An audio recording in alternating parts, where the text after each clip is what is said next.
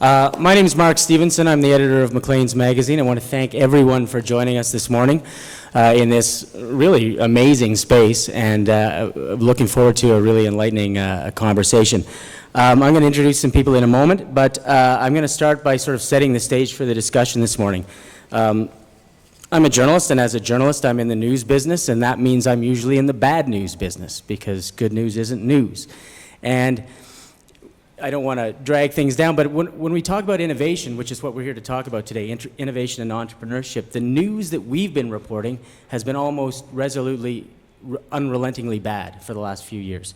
A few numbers that I asked my economics editor to dig up yesterday. Earlier this year, the World Economic Forum released a global competitiveness report that ranked countries on innovation and found Canada had dropped from 11th place to 21st place in its rankings. Another global innovation report showed that Canadian businesses are spending 9% less now on research and development than they were spending before the financial crisis. All the while the American spending is going up. So we are at a point where, in this country at least, innovation and entrepreneurship is thought to be struggling. And that's obviously a critically important issue for any country. Our prosperity, our young people's jobs, the future of the economy, the future of the country depend upon smart people creating economic activity. So this is a problem. This is a challenge for any developed country, and that's what we're here to talk about today. And what I really enjoy about this Thought Leadership Breakfast program that's been put on by the Lassonde School of Engineering is that I get to meet people who are in the business of finding solutions.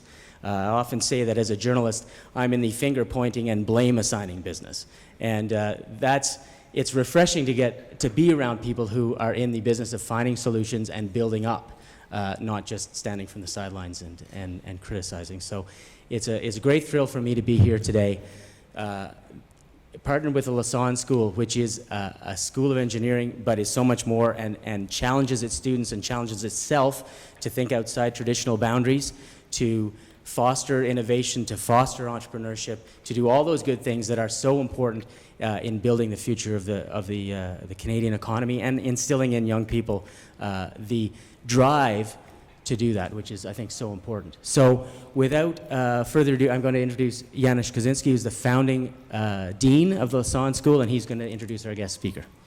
Thank you, Janusz.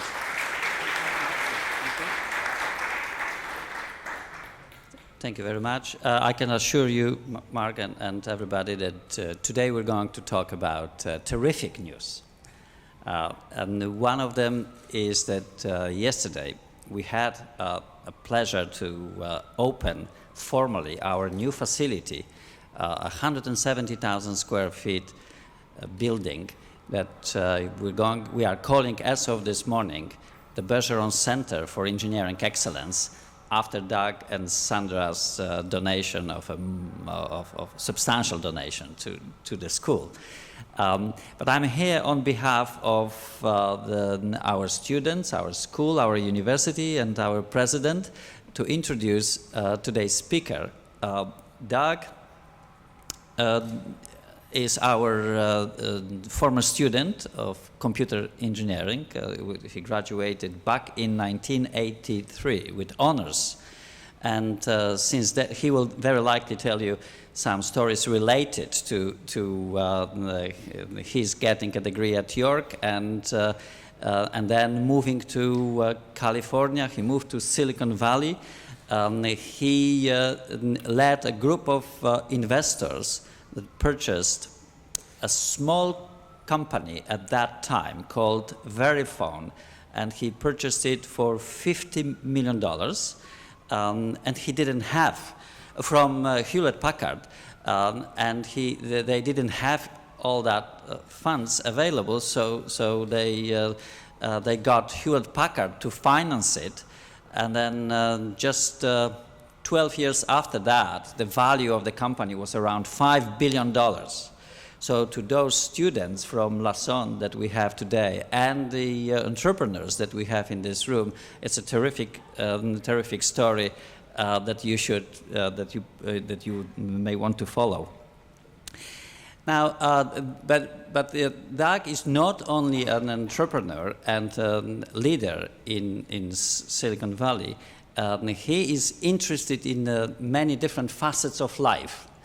I remember when I went for the first time to his office. He was still at that time a CEO of Verifone, and I walked to his office, and I see the car memorabilia and helmets, and then I realized he told me that he's also co-owner of Richard Petty Motorsports. It's one of the most famous NASCAR groups. He was also interested at some point in purchasing or investing in an NHL team here in Canada. I hope I'm not selling secrets of. Yes, that's all right. It's just a life to be an entrepreneur, and as Doug will tell you, that perhaps failing is such a terrific way to be educated about life. And indeed, we also had an opportunity to go together to see San Jose Sharks. I don't know if you're still a fan of San Jose Sharks, but you are. So we had a somewhat a disagreement about San Jose Sharks versus Maple Leafs, but it seems that he is drifting more towards San Jose, towards Maple Leafs. I'm drifting more towards San Jose Sharks. So unfortunately, we are not converging on that issue. The good thing is that we do converge on many other things that are related to our school. Now, Doug recently created a new holding company. It's called Opus Global. Very likely he will tell you more about it. It's the company that just recently acquired a Hyperos, and Doug is the executive chairman of Hyperos as well. It is true that in order to be as successful a person as Doug is, it is important to have a backup of your family. And we don't have Sandra, his wife, with us today, but Sandra is also a very well-known tech leader in Silicon Valley. She is sitting on a variety of boards and chairing several boards. So both of them, they were able to support our projects at the Lassonde School. They created just 2 years ago the program that we call BEST. And well, Sandra told me that that this program was called after the initials of your children, and also your family name, which is Bergeron, and then is Ellie and Samuel and Theron. Although we formally call it the Bergeron Entrepreneurs in Science and Technology. So we had a pleasure to do so. Yesterday we had another opportunity to thank them for their interest in our school. But in Doug's case, it's even more so. It is an interest in the future of Canada, and particularly investing in the young generation. And as you know, the key ingredient of any success, being it in academia or in business, is people with a dream and a passion to achieve their dreams.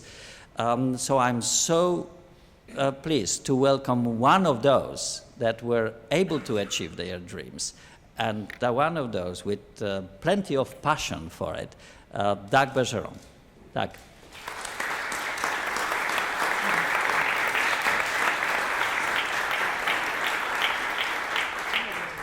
I hope nobody really paid $50 to come to this today. I hope these are all comp tickets, because I don't think I have anything that inspirational to say. I thought maybe I'd just start off talking about my life as a kid growing up in Windsor, Ontario. Probably like many of you, fairly unspectacular childhood. I was a good student. I wasn't a great student until high school, and particularly in high school math, but I just was a lucky sperm, if you will, that I got brought up in a really great family. My father was sick. He was in a wheelchair with MS. My mother was an Avon lady. There were 4 kids and a dog and 2 adults living in a 1,200 square foot house. But we felt totally and utterly enriched and comfortable and loved. And I think when I look back at my life, that is the single most important ingredient. Place yourself as entrepreneurs in situations of comfort, family comfort, social comfort. You can't be inspired to bring an idea forward or to create a company if you're not fundamentally happy at home. I told this story a couple of times to Jan. I'm sure he's probably getting tired of it, but I really wanted to be, in 1978, I was graduating from high school at Assumption High School in Windsor. It's a Catholic high school run by the same order of priests that run St. Michael's here, the Basilians. And I had never been on an airplane, of course. And I really wanted to travel the world. And I was a good writer. I loved writing. So without all the thrash that exists today with university entrance and SATs and all this stuff, I just anonymously applied. I went to the guidance counselor's office and I looked in the book, and it said the best university in Canada for journalism was Queen's at the time. So I applied to Queen's and I got in. I got even a $500 scholarship. And I thought journalism would be my ticket, Mr. Editor, to not to fame, not to riches, but to getting to travel the world. In 1978, the Iranians had just, or 1978 or 79, had just occupied the American embassy in Tehran, and that was the day's news every day, and I was captivated by that. Actually, going back 7 years before that, I was the only kid in my 8th grade class, I guess 5 years before that, in my 8th grade class, grade 8, I should say, I've become American over the years. In my grade 8 class, they got out of class for 2 months when I was in grade 8 to take notes of the Watergate hearings. I was just so captivated by this type of stuff. So I got into Queens, and they sent a letter to our house, and they sent a letter to Assumption. And the head of the guidance counselor office was this 80-year-old priest who actually knew me quite well because he was my Latin teacher. I was one of the 4 kids at Assumption that actually elected to take Latin for 4 years. And one morning was just banging on my homeroom door. I need to see Doug Bergeron now. I need to see him now. Everybody thought I had done something awful. So he brought me into his office and he said, and his face was, I think he drank a lot. His face was like beet red. He said, "This is a travesty." And what's a travesty? He says, "You are not going into journalism over my dead body." He said, "You scored #1 in all of Windsor on the University of Waterloo math contest. Haven't you heard of these things called computers? You need to go into computer science or engineering." I said, "That's boring." I mean, I was a type A out there, wanted to talk to people, and I viewed, Geekland as someplace I didn't want to go. And so he actually persisted and got on the phone with my parents, who had not gone to university, were very much hoping that we would, but to them, one school was another school, one major was another. It really didn't matter. And he prevailed. So I changed my application. I got into the University of Waterloo, and with what they called a major scholarship of $500. So my parents called me in and they said, "There's only one problem. We've been saving for you to go to school," which was only like $1,500 a year or something, "but we really can't afford for you to go out of school out of Windsor because room and board is going to cost $3,000 or $4,000 a year."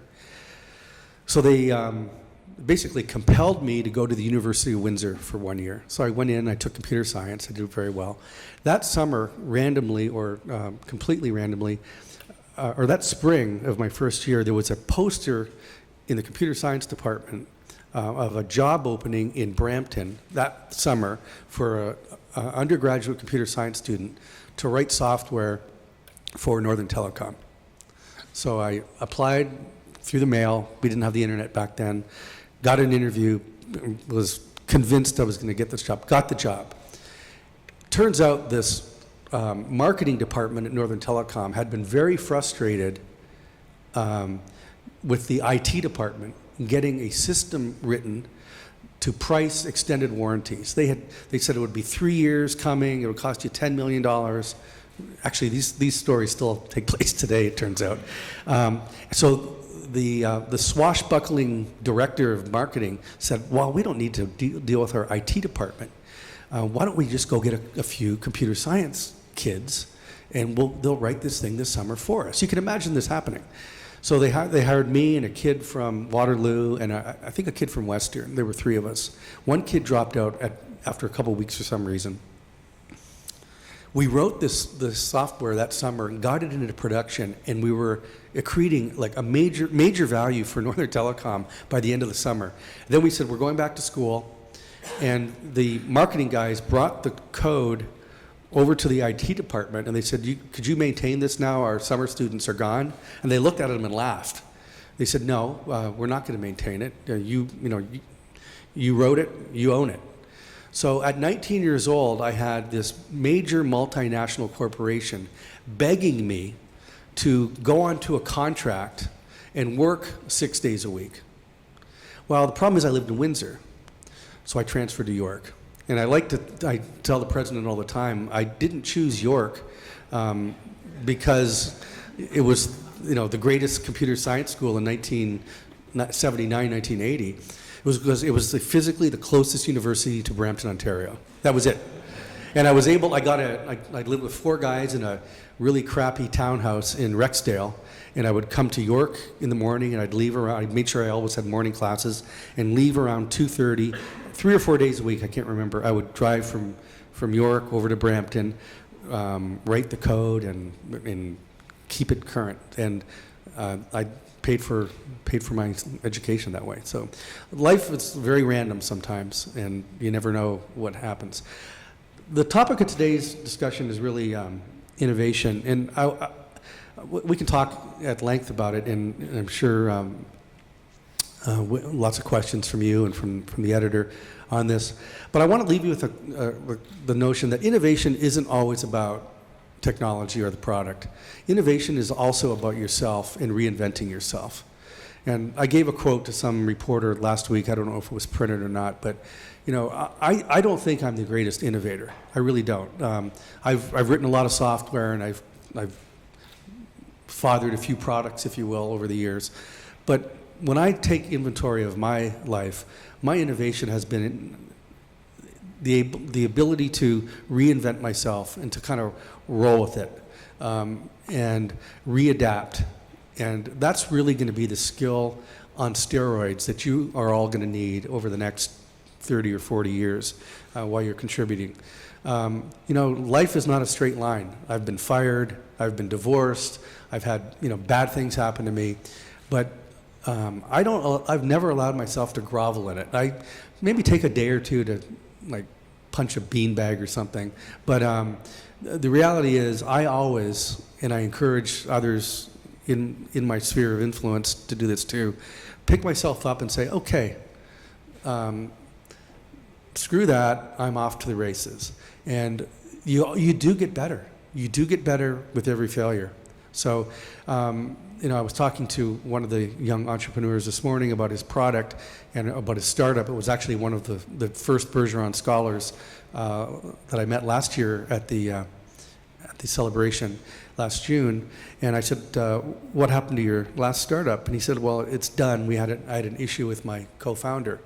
And there's a lesson with that. I mean, you're gonna learn organizational theory in real time. You're gonna learn how to deal with people. You're gonna learn what's a good idea, what's not.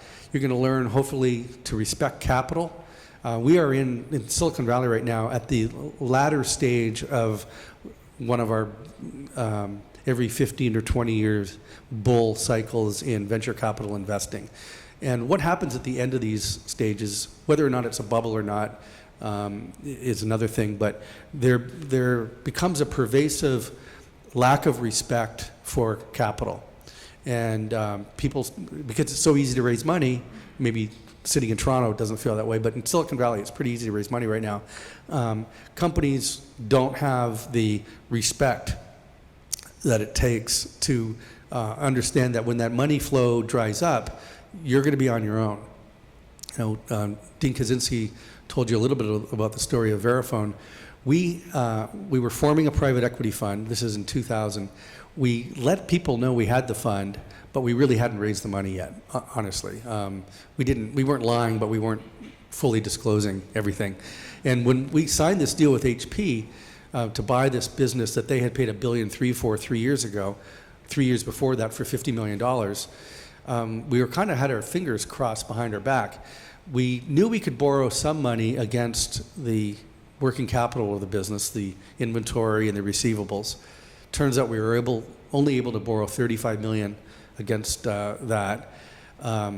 And there were four of us. We had $5 million between the four of us. That was five.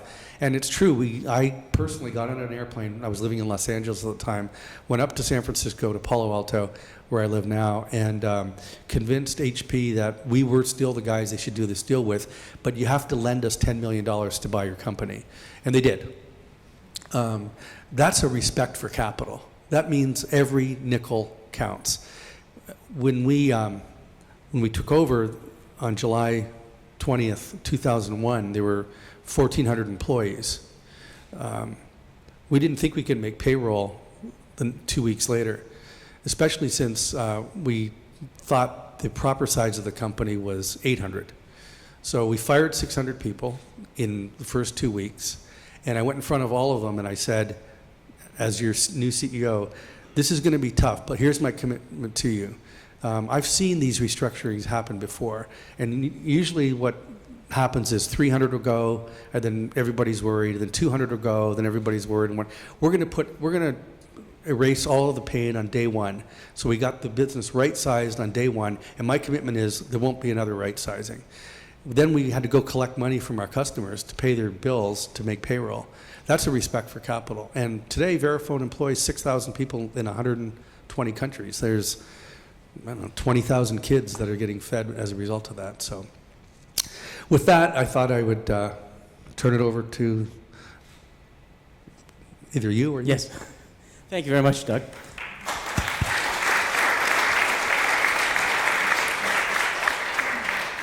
So folks, what we're going to do is I'm going to start us off with a couple of questions to Doug, and then I'm going to find somebody to hand over the microphone, because it's really about you getting to talk to Doug this morning. So what I'll do is I'll hand over the microphone to somebody and just try and get their attention, and I'll call upon you as we go along. But I thought that was a terrific talk this morning. Let's share, if you don't mind, a little. Here's one way the world has changed. I've been a journalist for 25 years, and I have a 19-year-old and an 18-year-old, and I didn't need to call in an 80-year-old priest. When my son came to me and said, "Yeah, Dad, I think I'm going to study biochemistry," I thought, thank God. So I think the priorities for many have changed. I wanted to ask Doug a couple of questions. So since we have a lot of students here, if you were going back to your 19, 20-year-old self, and you could talk to that person, what would be your piece of what advice would you give? I guess I was a little naive that life. I always thought very strongly that I would do something impactful. I didn't know what it was, but I think my mother had. I was an eldest child of four. I think my mother had done a sufficient job screwing me up to believe that I was going to be impactful, that I actually believed it. But perhaps I would have inoculated my psychology a little more for the inevitable trials and tribulations of life. I really thought it would be a straight line up, and it took falling down a couple times and picking myself up to kind of recognize that. But Actually, I'm really happy with the way my life's turned out. I've had 5 healthy kids, a beautiful wife, made a boatload of money, and hopefully I can live a long life. I'm 53. I'm hoping I can live another 30 years or 40 years or something. When you go out and look at companies, when you're trying to assess an opportunity, what are some of the key things you look for? What do you not want to see? Oh, there's so many things. I look for businesses that are in a fundamentally strong growth environment. I mean, if you've ever been canoeing, it's way easier to canoe going downstream than upstream. It's way easier to develop technology in a market that has fundamental secular growth characteristics. So you really want to make sure and test that. So test the macro case. I would say the second most important thing, or equally as important, is management. I spend a lot of time with businesses that I'm looking to acquire, just getting into the heads of the entrepreneurs, or even if they're second generation, if they're managers, they maybe weren't founders. I got to believe in them. You can always come up with a version 2.0 of a hunk of code, but it's really hard to come up with version 2.0 of a person. And I'm too old to start, tutoring people on life skills. So I really want to believe in the people that I'm investing in, first and foremost. I look for businesses that are in markets with strong barriers of entry, meaning, it's going to be hard for a competitor to knock this off. Unlike 20 years ago, where patents actually were the key, today the pace of software development is so quick. With group sourcing, with open sourcing, with India, we've got, when I was writing code in 1983, the population of the world was 4 billion. I bet you 100,000 people knew how to write code. Population's 7 billion today. I bet you there's 1 billion people that know how to write code. So that's like 2-3 orders of magnitude. So you have to assume whatever you can write, somebody else can write tomorrow, and maybe better. So I look for other types of barriers of entry. The network effect around customers, around a consumer experience. I look for sticky applications that go into corporations and are really hard to unplug. So I think those are the 3 things: the macro, the people, and the barriers of entry. And this, I'm going to turn it over just in a sec, but I just want to ask one last question about the people. So we're here with Lassonde School. So what do you think what do you see with young people today? Is there something that we think academia is not doing for them that it ought to be doing for them? Is there something particular you see in young students today that is helpful or not? I'm enchanted by all the young people that I get to see today. I mean, not every person lights my fire, but there's an idealism which is great. You have to have an idealism to push that ball up that hill. I think there's increasingly a sense of, and this is what we've tried to do with BEST, that you're going to need more than just technological skills to be successful. You're going to need business skills, sales skills, business plan writing skills, and I think York, to its credit, and I even noticed this back in 1980, always was more. It seemed that it was more of an advocate for interdisciplinary studies. I remember comparing York to U of T. Ultimately, I went to York because it was closer to Brampton, but the U of T program was much more defined, and York allowed me to do a lot more of different kinds of things. And I think as young undergraduates at Lassonde, I encourage everybody to, sow their wild oats intellectually and academically in a lot of areas other than just, computer engineering or writing software. So, I'm very optimistic. At this dinner last night, there seemed to be this sense of defeatism that Canada's not cutting it when it comes to innovation, and you alluded to it in your opening remarks. these rankings, I think those rankings are crap. I mean, where the World Economic Forum, the way they rank innovation is by patents filed. I know I've been invited to Davos 5 times in a row. The number of patents filed in Canada went down dramatically when Nortel went bankrupt. And RIM, I mean, Nortel and RIM were filing, at least in terms of technology patents, about 35% of all Canadian patents between the two. They were patent machines. Right. And when those businesses ceased, so that doesn't really, that's a big number problem. University of Toronto, in terms of medical research, is world class. There's probably not 5 teaching hospitals in the world that could say they rank with University of Toronto. I mean, penicillin was invented here, for God's sakes. So I'm very optimistic about Canadian innovation. I don't think it necessarily needs to be a ranking. There's a lot of Canadians. I was talking to Pierre Lassonde's son just about a half an hour ago.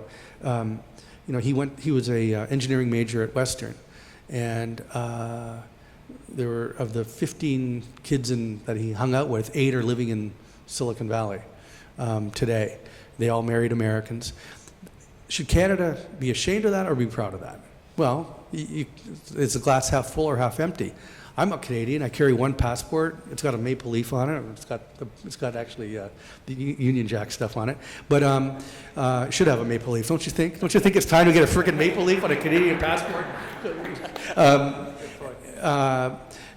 But Canadians are participating and really adding value to the world economy in a lot of different ways. And maybe it's not always in Canada. Maybe sometimes it is. There's nothing to be ashamed of. There's a disproportionate number of Canadian, I said this last night, Australian, South African CEOs in the world. And if you look at the Global 2000 and look at all the CEOs and then divide that number, or kind of normalize that number by the size of the population of Australia, New Zealand, Canada. We're very small countries by comparison.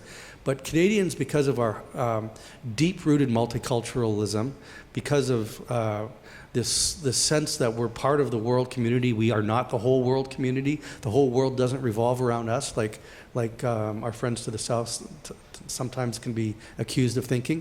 We make phenomenal world managers. When we walk into a room in Italy, people view us as, constructive, not offensive. And if you look at ways that Canadians or Canada is contributing to the world today, there's a lot of things to be proud of. Toronto is a world-class city. It's now the 4th largest city in North America. It's got great universities, great corporate offices. I think if there's one thing Toronto really is lacking, it's transportation, and it sucks. You can't get anywhere. I mean, yes. You can't get from York to downtown. I mean, it's York used to, when I was here, York was like going to Barrie. There was like 50 miles of cornfield between here and York. Now it's just cars. Yeah, exactly. It's no faster. Okay, I hope some people have got some questions in mind. I'm gonna ask Sinead to find you and.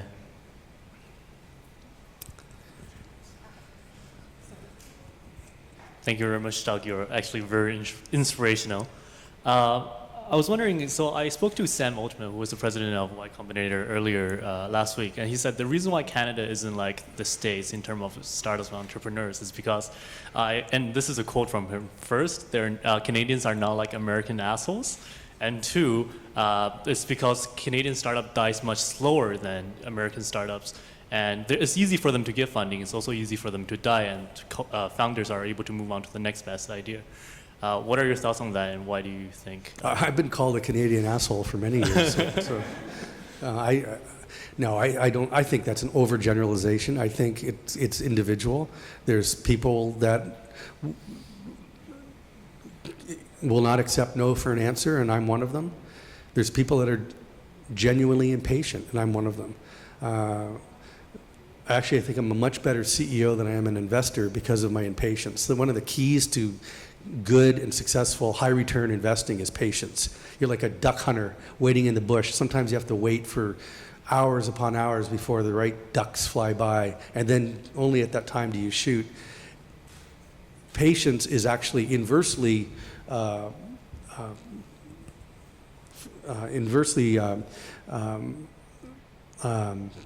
detrimental to being a CEO.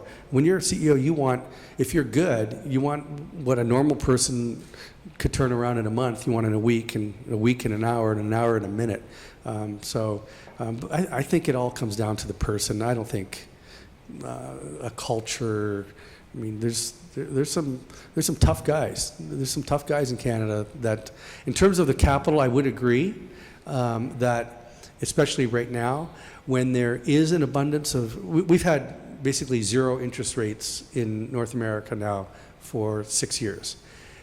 And that causes a whole bunch of unintended consequences. It means that large asset managers are deploying capital in areas that potentially won't give them the return, and then the investors, in this case the venture capitalists, are investing less carefully than they would in a normal monetary environment where money wasn't free. And by the time you get to year 6 of this type of phenomenon, there becomes a sloppiness, both in the investment community and in the innovation community, about how a business needs to be run. We are not in normal times. We are in abnormal times in Silicon Valley. And normal times are, you have to have a really good idea to get money. And in order to get the next round of funding, there's a whole bunch of proof points that you're going to have to satisfy.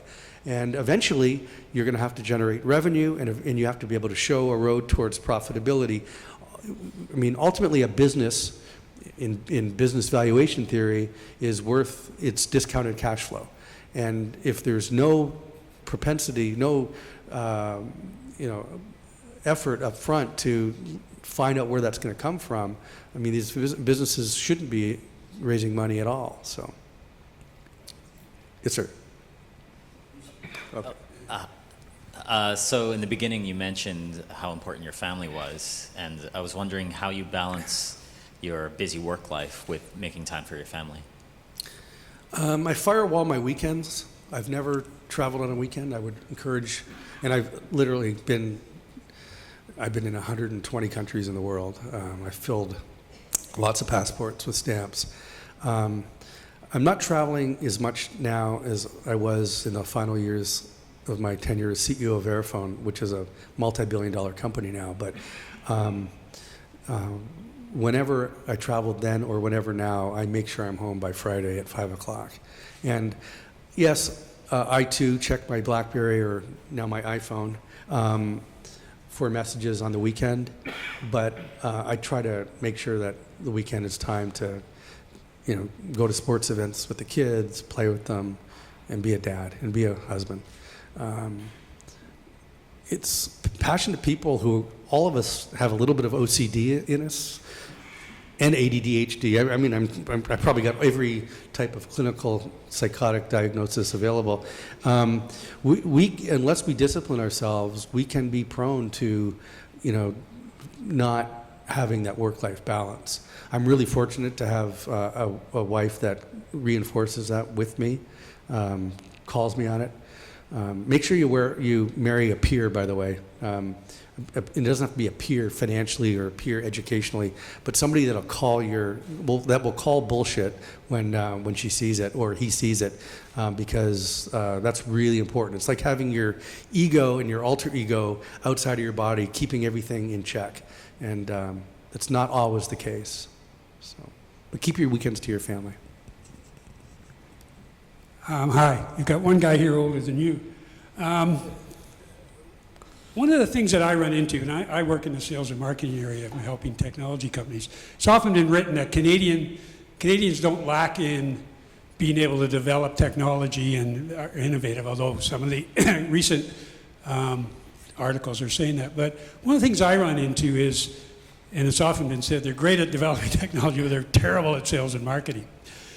If you look at 3 of the most successful technology companies ever, IBM, Microsoft, and Apple, and you look at their financial statements, they'll show you that they spend 21 to 23% on sales and marketing, 15, 16% on R&D. And when I worked for IBM way back, it was, we were called sales reps, and as you know, Thomas Watson, when he founded it, said, we will have technology that's good enough for the marketplace. It won't be bad, but it may not be state of the art. And, there's been all kinds of people that say, particularly Microsoft and IBM, don't have the greatest technology, but they've been around longer because they've spent their money on sales and marketing. What's your take on that? You talked about being very technology sound and we need more innovation. But to me, it's been, we're just not good enough at sales and marketing, and I think that's what's held us back. I don't know if it's good enough or not, but clearly, when I look at companies, this is not a Canadian or US distinction, but I see this when I look at companies from time to time. What's the fundamental core value of the company? There's a company I would love to buy right now. It's an investment accounting company based in France, which has got its own issues. Don't buy French companies, they're really difficult to deal with. It wouldn't be bad, except there's a bunch of French people that work there.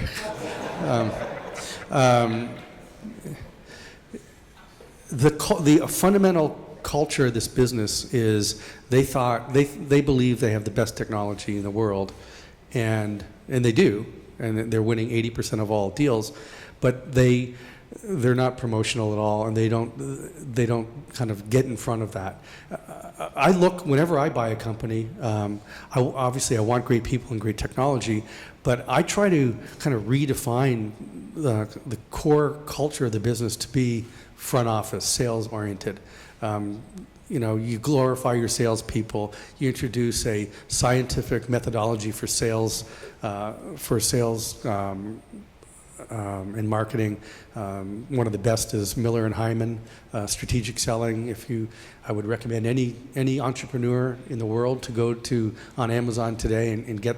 It's been around for 30 years. I was a practitioner of it.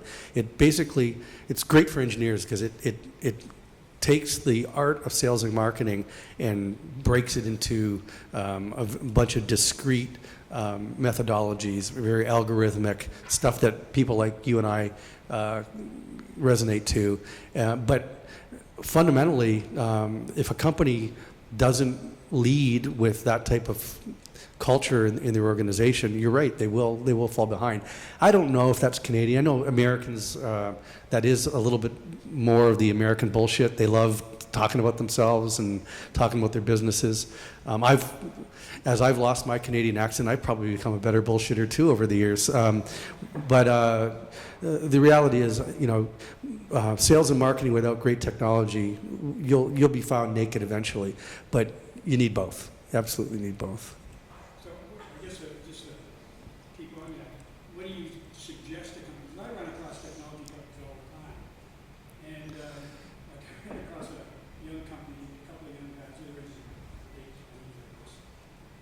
They wanted something creative to do for their sales and marketing. Well, as you know, you just pointed out with Miller Hyman, sales and marketing is systematic more than anything.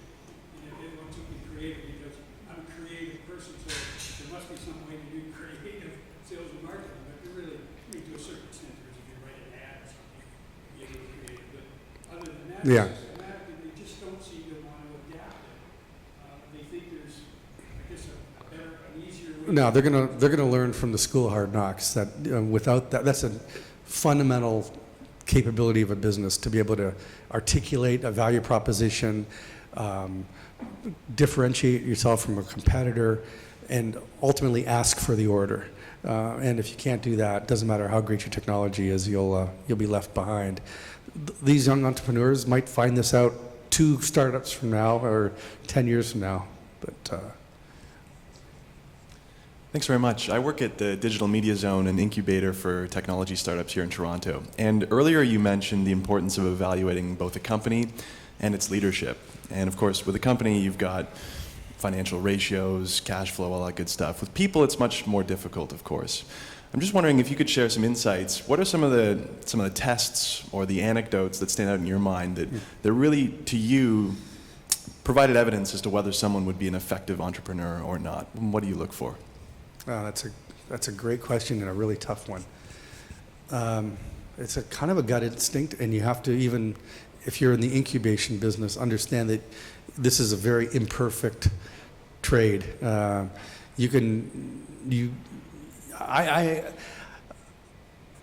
I can get excited, and maybe it's getting back to what we just said, if I can get excited by this entrepreneur, then I suggest that maybe others will.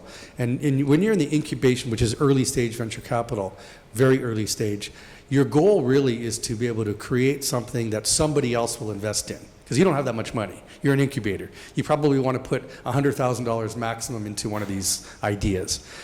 So for you, the definition of success will be if they can go from there a year from now and raise a Series A round with a $5 million valuation.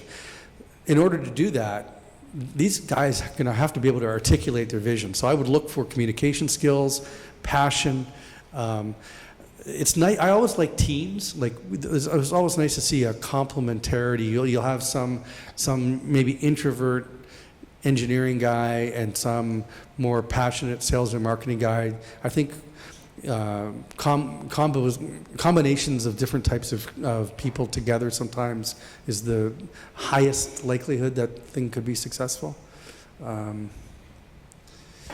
This is what the dean said in his opening remarks. I would much rather invest in somebody who's had a failure before and was lifting himself up for version 2.0 or version 3.0 of his young career, because it's the tough times, the failures in life that make you. It's not the successes. The successes are just a big ego trip. It's a big, frothy, narcissistic ego trip.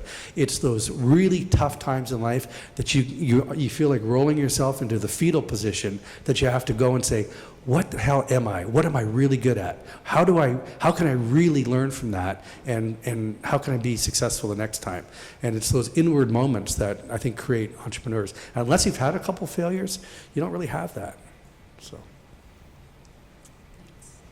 Hi, I've worked with some of the academic incubators in the Toronto region, and after the dot-com crash around 2000, not the recession, they started grooming their startups towards M&A and exit as opposed to moving to public. And you mentioned Nortel and RIM, and both of those are public companies. And what do you think the impact of grooming startups towards being public or not makes on the innovation landscape? I mean, I would caution against trying to predetermine the outcome of a business too early. I mean, it's a nice outcome if you get your business acquired by a large corporation for $100 million. Nothing to be ashamed of. It's also a nice outcome if you IPO the business.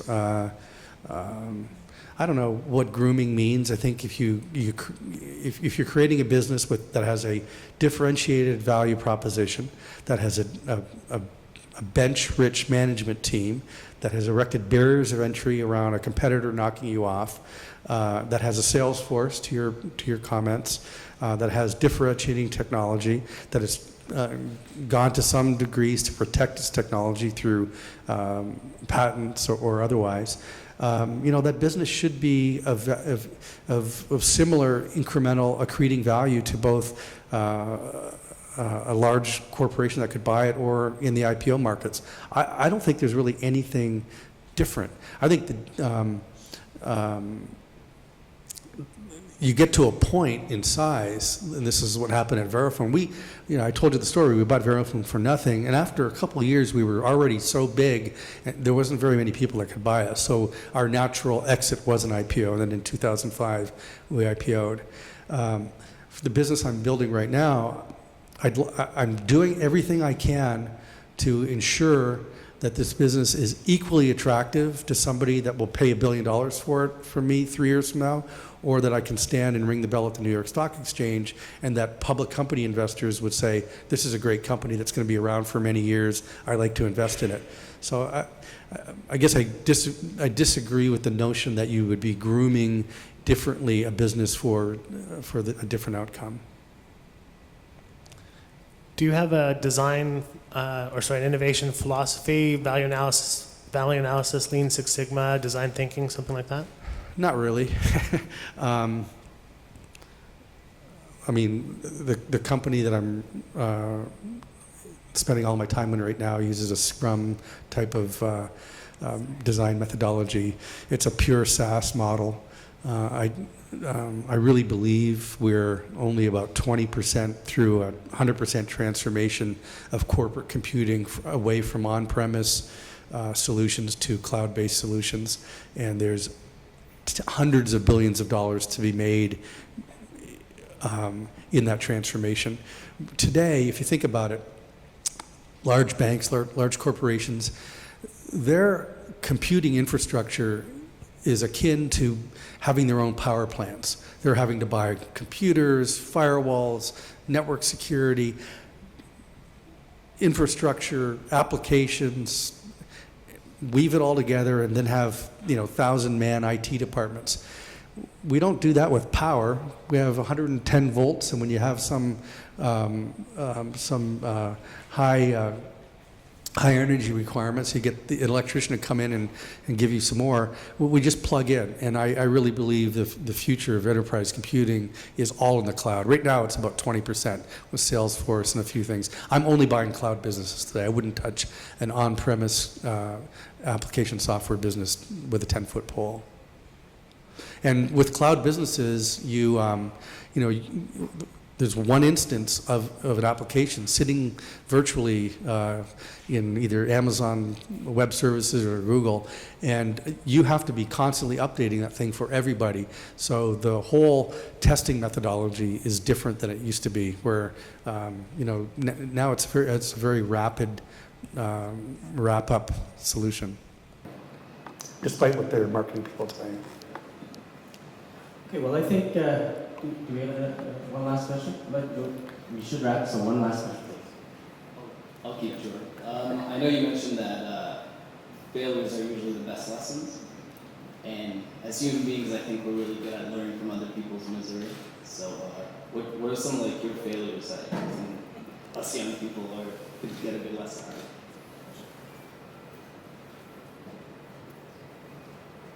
Well, I sounded like a philosopher king when I said, be home with your kids on the weekend. It took me working every weekend in my 20s and not being married anymore to kind of figure that out. So don't do that.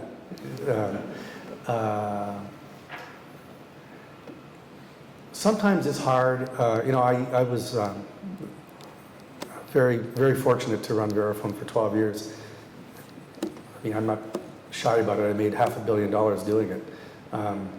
But it's hard for people at a certain point to extricate themselves from a situation, even though a business after 10 years probably needs a new leader, and I probably waited too long. So give yourself, maybe plug into your iPad a little note, a little alarm that if you're running something for 10 years, auto-eject out of it, because it's time for a fresh face, not only for the business, but for you.